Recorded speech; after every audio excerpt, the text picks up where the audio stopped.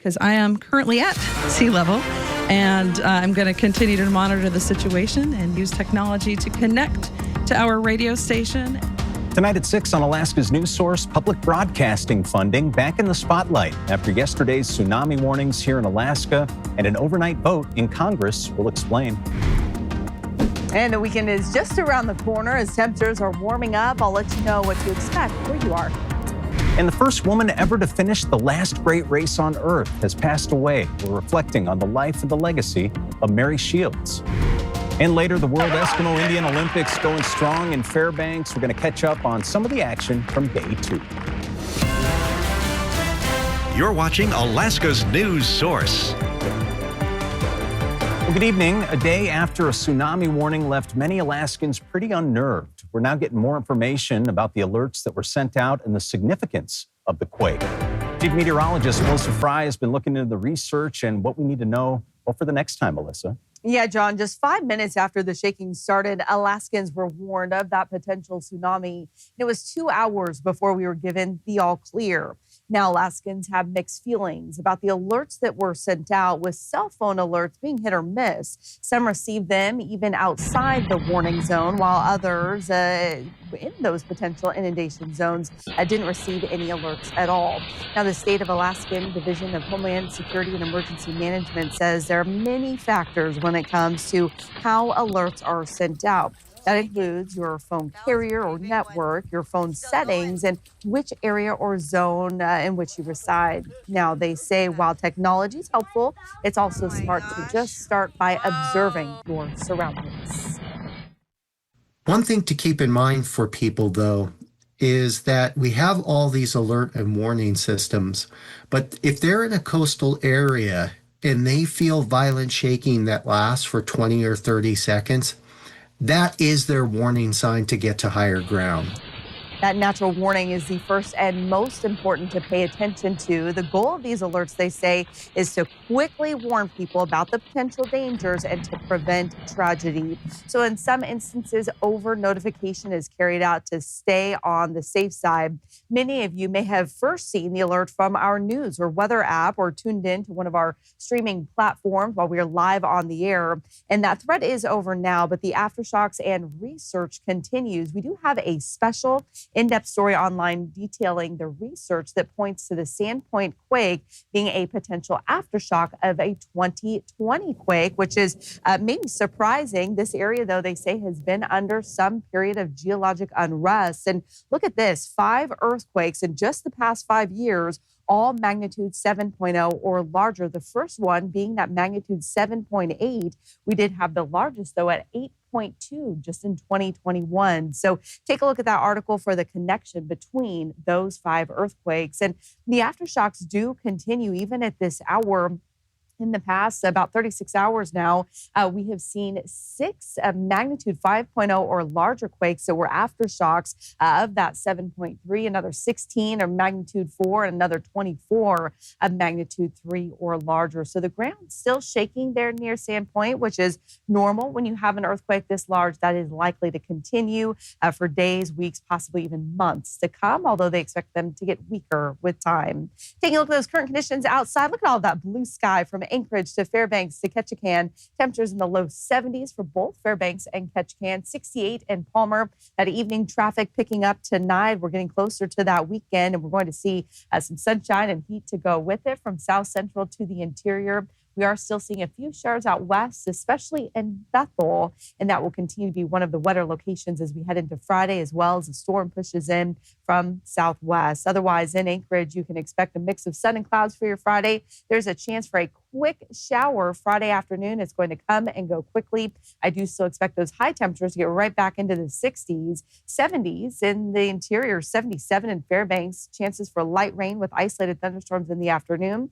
And you're going to hold on to that sunshine in Juneau in the mid-60s. We'll take a closer look at that full weekend forecast coming up next, John. Ooh, full weekend forecast. Can't wait for that. Thank you, Melissa. The yeas are 51, the nays are 48, and on this vote, the bill is amended as passed. Federal lawmakers overnight passing $9 billion in cuts to global aid and broadcasting with the Senate's vote on the Recessions Act of 2025. Only a simple majority was needed to move this to the House. Here in Alaska, with cuts looming, local stations such as the public outlet in Unalaska stand to lose a lot of money. So what happens next? Our political reporter, Will Courtney, has been tracking this story from here in Alaska. Will, we got some new details coming out. Like, as we're coming on air, what's going on right now? Yeah, John, the House will be debating this package, which, as it currently stands, would cut millions in public media funding. Alaska Public Media tells us the state could lose some $30 million in funding for stations like KUCV, which issued urgent alerts during yesterday's earthquake and during that tsunami scare. They could lose access to hundreds of thousands of dollars. In Unalaska, they're looking at $290,000 in cuts. Their general manager, Lauren Adams, told us today that's 43% of their budget. I asked if they would be able to continue giving out potentially life-saving information if the funding isn't there. Adams said she wasn't sure. So we're going to look very different. It's going to have to be a collaborative effort with our community and our board of directors to find the way to move forward. But there is no way that we can fill that hole in our budget with local fundraising. We're a very small community, and our community already gives a lot to not only us, but to all the nonprofits. The House has been recessed for most of the day, but the deadline for this bill to pass Congress is Friday, John. Oh, Will, we're hearing about a deal that Senator Dan Sullivan is touting. What can you tell us about that? Yeah, well, Sullivan's office says he has a $10 billion deal that he was able to work out with the White House. Okay. That includes tribal stations and native stations across the country. But the deal isn't in any sort of formality yet. It hasn't been amended. It's sent in as a formal amendment or as legislation. So we're going to continue to see how that deal develops. All right, more to come. Yeah. Will Courtney, thank you very much. All right, Alaska also lost millions of dollars in funding for food and farming business this week. The U.S. Department of Agriculture pulled the plug on the USDA's Regional Food Business Center program. Georgina Fernandez joins us with details.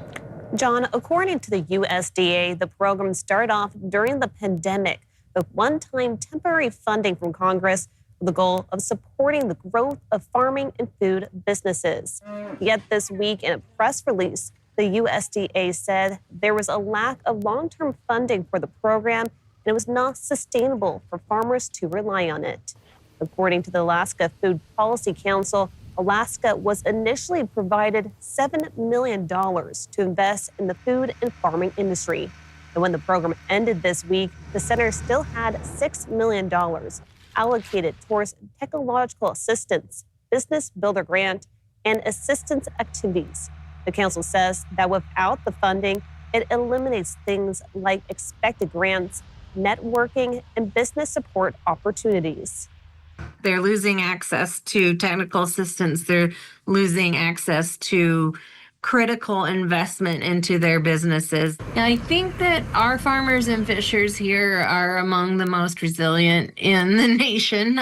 They are used to challenges.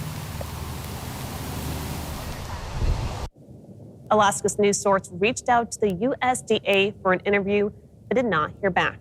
John? All right, Georgina Fernandez reporting for us tonight. Thank you, Georgina. The Better Business Bureau is reporting investment scams have emerged as the #1 riskiest scam in North America. That's according to data from last year. People in Alaska reportedly lost more than $70,000 in investment scams. That was last year alone. That's according to the BBB, which is offering advice on how to find the right trusted financial advisor that also works best with your budget. What we see is the larger losses are usually associated with a crypto investment or some sort of fraudulent investment that starts with a social media outreach. The BBB's Cameron Nakashima says that a recent poll shows many Americans are seeking advice on personal finances, but are not turning to trusted sources, and it's costing them. Nakashima says that the #1 flag to be aware of is someone approaching you with claims of a great opportunity. Most legitimate financial advisors will wait for you to approach them, and they'll play it safe when you do. Now, while there are some exceptions of firms specializing in cryptocurrency, Nakashima says that most firms following industry standards will stick with the stock market without promising guarantees of 10 times on returns. They're going to say, hey, we may or may not get you a 5, maybe 10% return if we're lucky over the course of a certain amount of time, right? So it's going to be very modest returns, but consistent ones is what they're going to talk with you for. And they're not going to guarantee anything because legitimate financial advisors, they can't make any guarantees because the market's never guaranteed. For more resources on how to find the right financial advisor in your area, we have expanded our coverage right now. You can go to our website or our mobile app. And still ahead on Alaska's news source, Fairbanks buzzing with the WEIO excitement. Our sports team has a brief look at today's events. And a new edition of This Week in Alaska as our We the People series continues. We'll be right back. All right, WEIO is in full swing, and sports director Jordan Rodenberger joins us with some details. Jordan. Yeah, John, as the World Eskimo Indian Olympic Games continue, athletes are reaching typical heights and feats with the support of fellow competitors, from newcomers to the WEIO veterans. Those taking on the traditional games hope to see everyone succeed. Come on, Daniel!